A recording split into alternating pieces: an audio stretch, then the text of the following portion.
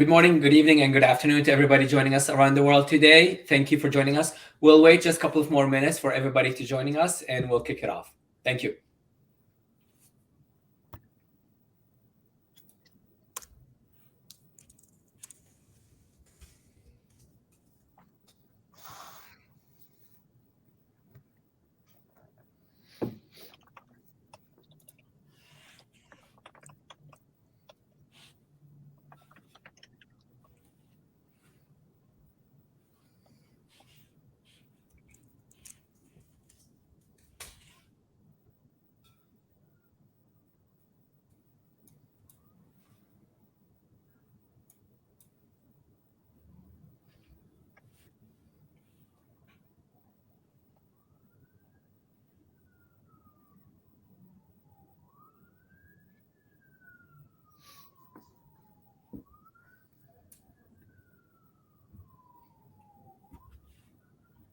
All right, let's kick it off. Hi, everybody. Again, my name is Samar Kamal. I lead marketing here at Mine.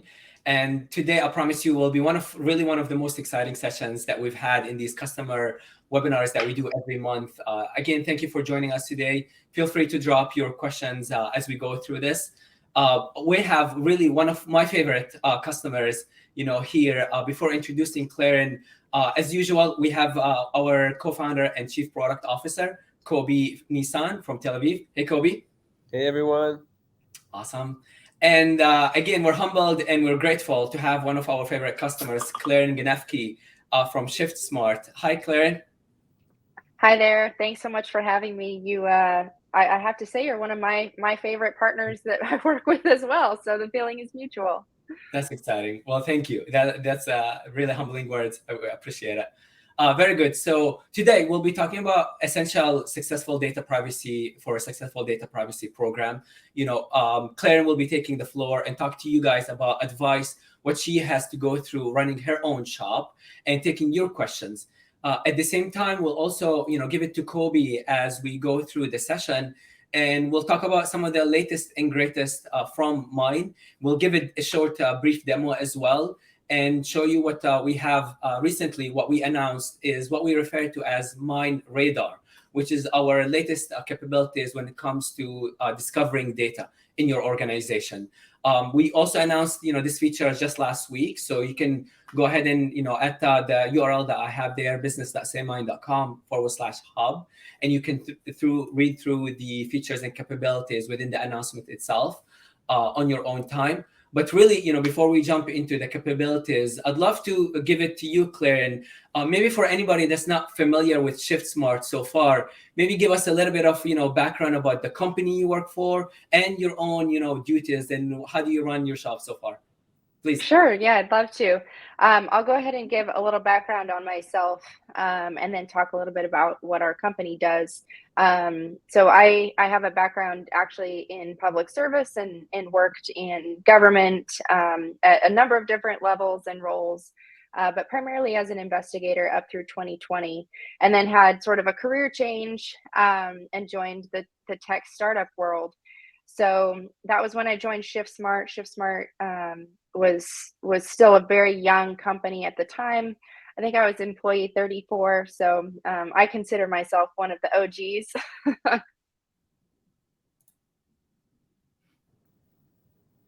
Oh, I think we lost Claire. we lost Clarin again. Clarin has been having internet issues this morning, just leading to this webinar. But we'll see, if she comes back to us. Maybe we'll flip it a little bit. These things happen as we go live. So in the meantime, we'll go back to maybe Clarin in a little bit, hopefully, as she joins us. She had, a couple of times to drop off and come back. She lives, right in Manhattan. Oh, I see her. I'm back. I've never had Wi-Fi problems until this morning, so I don't know what's going on. Anyway, just a little bit back into joined Shiftsmart in late 2020, and at the time we had, I think we were getting close to 500,000 app users, and today we have 2.2 million. So I'll tell you about Shiftsmart.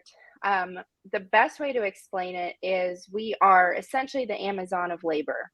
So how it works is Shiftsmart is an app that anybody can download on their phone. They can set up a profile that explains a little bit about their location, their background, what they do. And then from there, they can see shifts that are available in their area in any number of industries and verticals.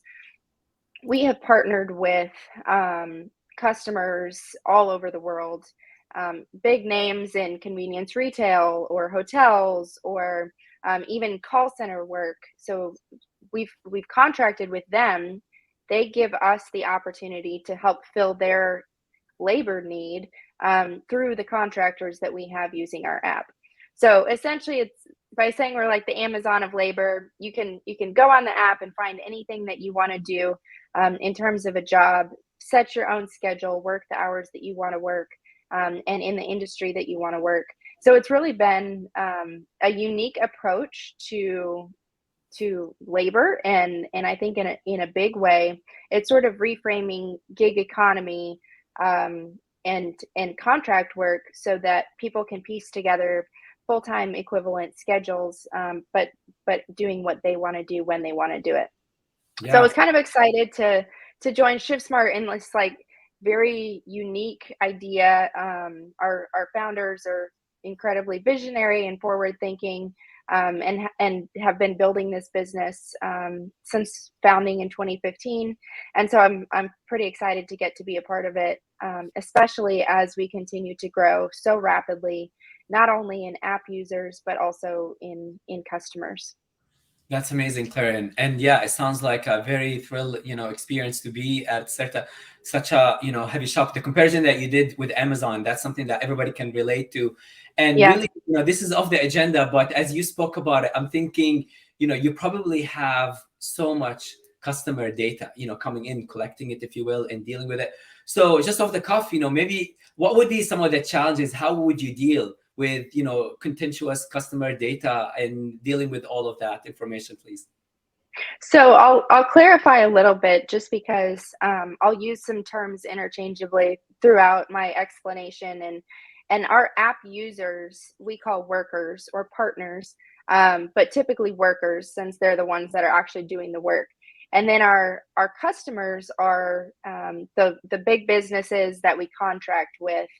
So when we're looking at and I'm probably gonna cross over a little bit into the content that I'll actually cover in my presentation, but when we're looking at just the numbers of records that we are entrusted with, pretty early on when I joined, it was an intentional conversation that our team had together, especially with leadership, of how are we going to handle this moving forward?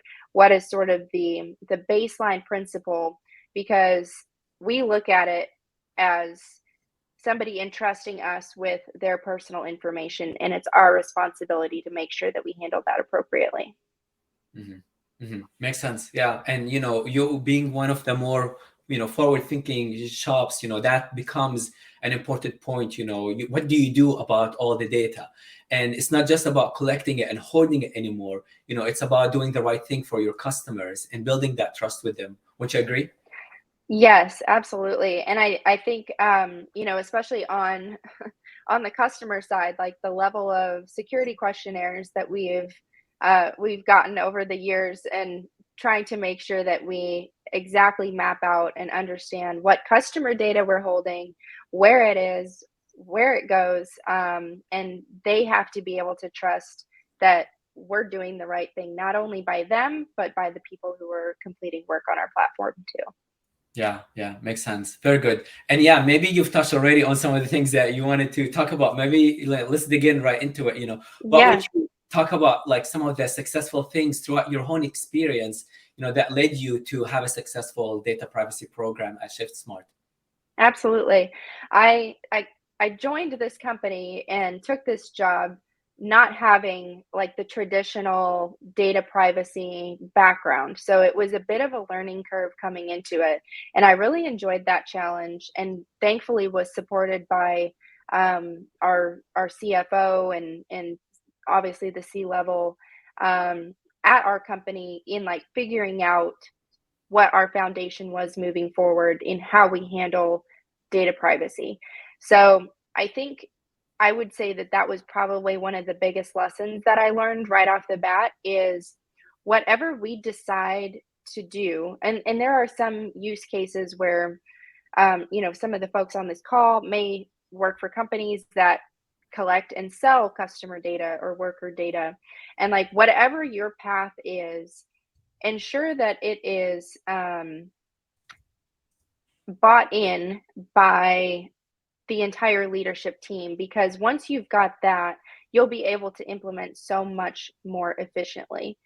So I think to my first point, establishing a company-wide approach to customer data, Shiftsmart decided that we were going to operate with the least amount of data possible needed for our use, that we were going to attempt to hold ourselves to the highest standards of security and privacy around that data, and then truly like ensure people had access to it and felt ownership over the data that we held. So I think early on was figuring out, this data mapping exercise, who really handles it in the company, and who has access to controls.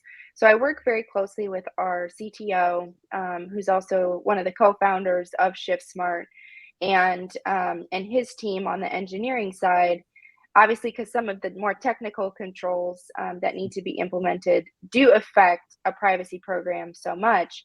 But also in terms of like our marketing team and what information do they need in order to better sell Shiftsmart? Do they need user stats, and do they need worker demographics? Like these are all types of data that can be used throughout the company.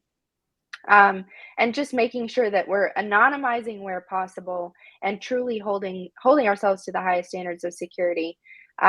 So I was very proud last year, our company achieved SOC 2 Type 2, and it was my first time going through that process, and the first time for the company, and it was it was a pretty big lift. I think we were advanced enough as a company that it was at least probably a more efficient process than maybe had we done it a few years ago. But reaching that achievement, I think, not only showed ourselves like, yes, we're on the right track, we're doing the work that we need to, but also provided a lot of comfort to our customers as well.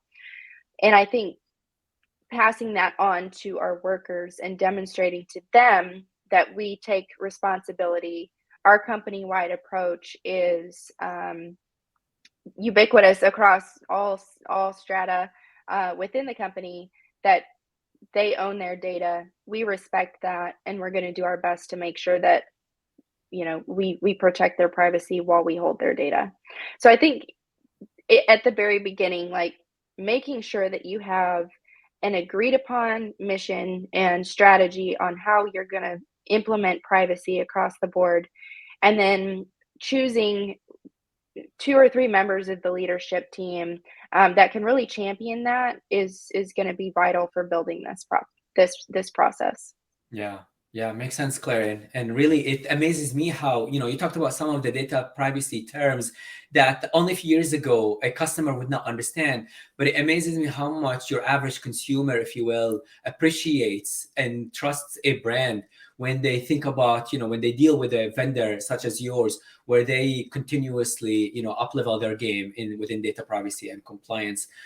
Clarin, you spoke a lot about, that outside relationship, if you will, with the customers, and then a little bit about, dealing with marketing and IT. How would you describe, you being in compliance and dealing with these contentious issues? How do you work with marketing, collecting so much information, and IT, maybe owning a lot of these decisions that get made? Yeah, walk us through that relationship, please.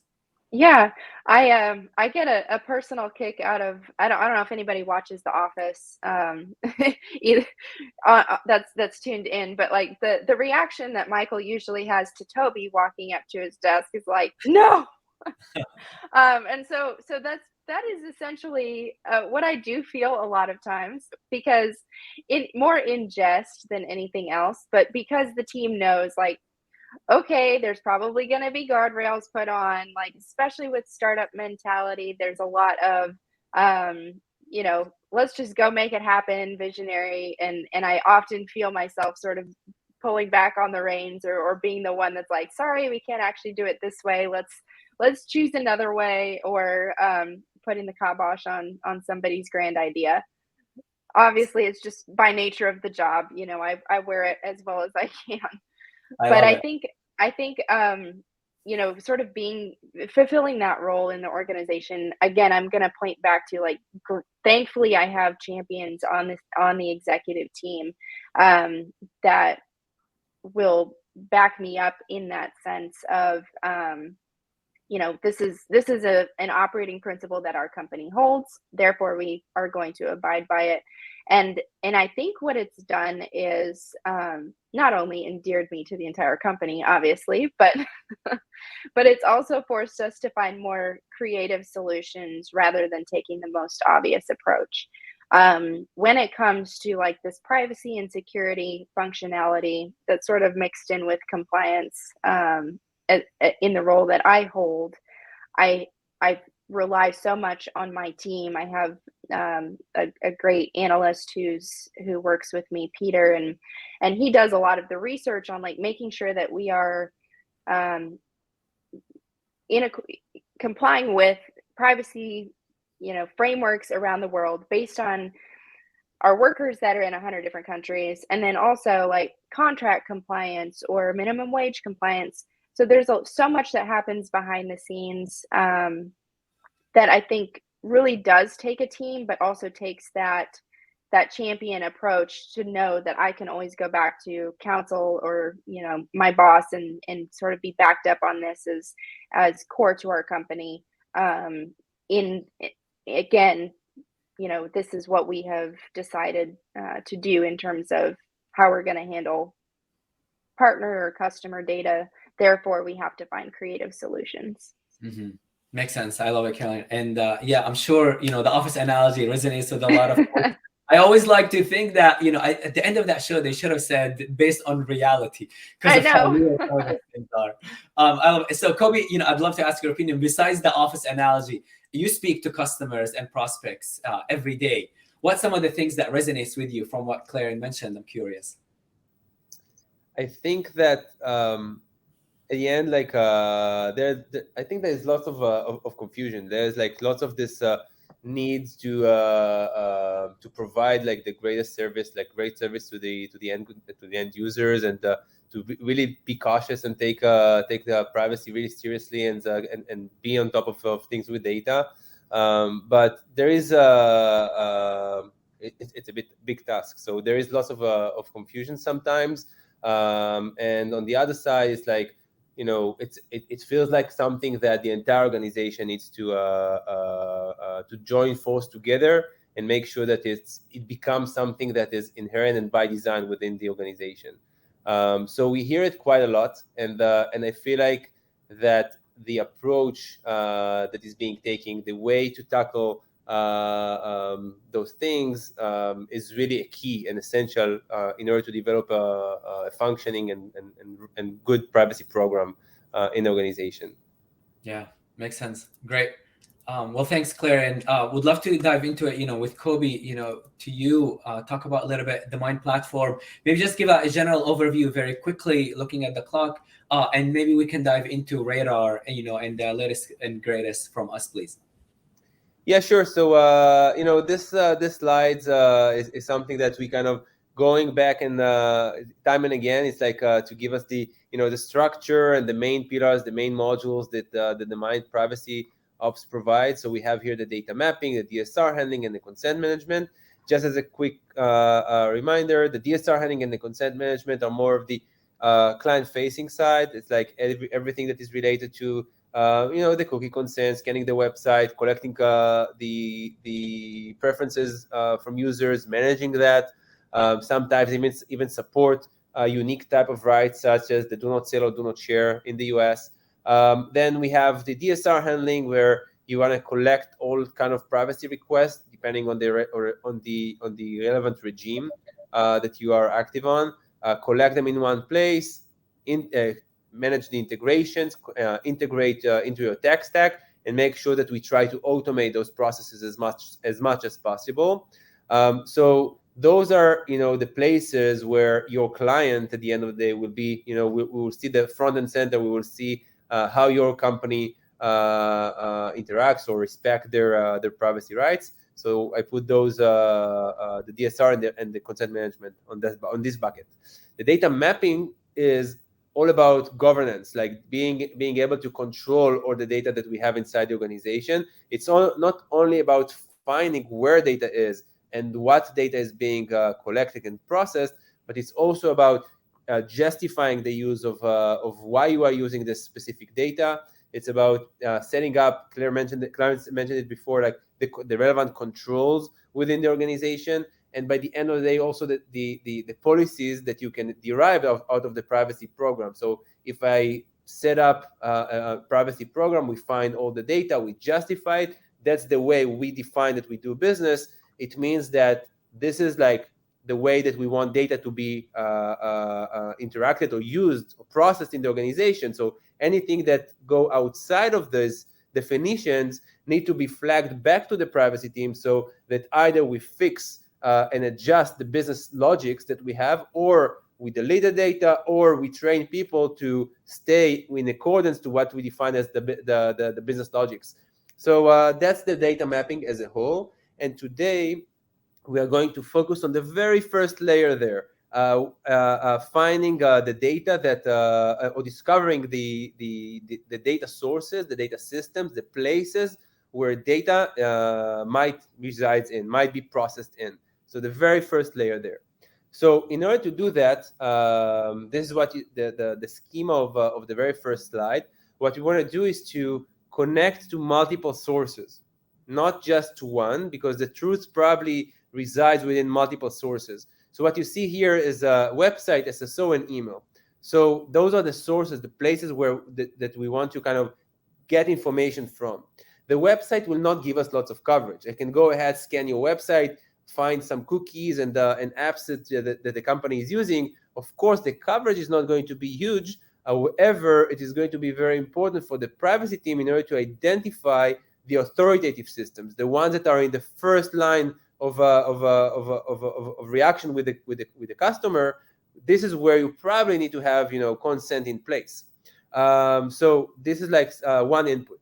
Another one is taking all the SSO, so I can connect to the identification platform, for example, your Okta, and then we can find everything that is within the perimeter, meaning that everything that the IT is currently monitoring.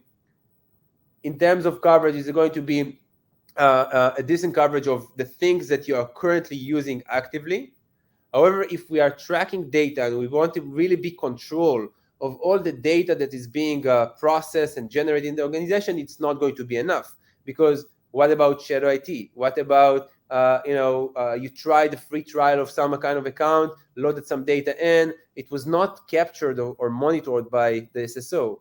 And what about other use cases where you load and share sensitive information of the organization or of users, and it's not even a system? So I give you an example. What about if you needed to submit an RFP to a procurement system of some prospect of yours, that you just loaded some sensitive data in there? The thing is that this is not something that is being captured anywhere. So with the email technology, we can actually provide visibility of those type of interactions as well. So we can get to a very large coverage. We can really track the interactions between an employee in the company and any data system out there, and intercept those in order to understand how data is being flowing in the organization, from the organization and outside to any other data system. So then in the middle of it, we have the data classification, the machine learning in the middle, that allows us kind of getting more context. What the power users, what is the usage of those platforms? And the result is what you see on the right-hand side. It's like a metric of all the employees and the data systems. and the X's and green and reds in the middle is like what you are using, what you are not using. Again, context that we can put in. At this point, we talked about a little bit before about the fact that there is lots of confusion. It's like lots of data to digest. So oftentimes it's like, okay, so what do I do with all this? Now I have another challenge that I need to review, audit, and manage all of this. So what we have done, and this is the radar that we are going to talk about today, we split it into two different use cases, two different hats that the privacy team can put on. We are identifying the ones that are operational, in use, are part of the inventory. This is what you see, I believe, at the top. Sorry, at the bottom. But at the bottom, those are the highly used platforms, the ones that you do need to add to your inventory and go by the playbook, justify the usage, and so on and so forth. All the rest of them, the low usage ones, those are the ones that you need to put another hat and start talking about data dispersion, about data minimization, and so on and so forth. So we created this radar in order to help you segregate between the things that really matters and the things that you need to issue another task or put another hat for. So let's go. Let's move on to the next. And yeah, so the last slide here is basically how we help you put the relevant controls in. So we don't leave you hanging. We take this radar and we try to put a heat map of what you use, what you don't use, and try to really take the privacy team and give them the points of focus so they can do their jobs faster and in more efficient way. That's like the last point there. Those are the heat maps. Yeah, very good. So we only have a couple of more minutes. Thanks, Kobi. Maybe we can walk very quickly. I would love to show the product very quickly, and then we'll ask the folks if there's any other questions. Please, to you. All right. So let me know if you can see my screen well. Yes, we can. All right, perfect. So this is what you see in the radar. Those are the results. So we connected the email, the SSO, we connected all of them together. And the results look something like this. So we have a long list of 200 systems that were identified. Of course, not all of them are in use properly in the organization, but those are all the places that our employees interacted with systems. It might be something that lots of employees connected with, as you can see here. It might be something that only a handful of employees connected with, and maybe this is something that I don't know if you're using or not. You have the usage metric that allows you also to say, okay, these are the things that we highly use and we need to add to the inventory. Here are the things that we are not really using. Maybe we put another hat on and decide to remove them. And this is exactly the process that we want you to do here. We go into the radar, we see who are the employees that are connected, interacted with the system. We can ask them. And we can say, okay, so this system is not something we are really doing, so we move it to the junk on our side.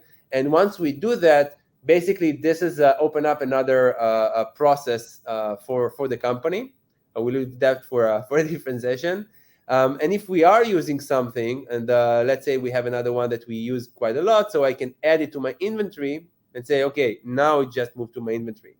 So this is like how we allow the company to be much more efficient and build the inventory in a good way. And on the other side, really be able to govern and track all the data that is being interacted between employees and data systems across the organization.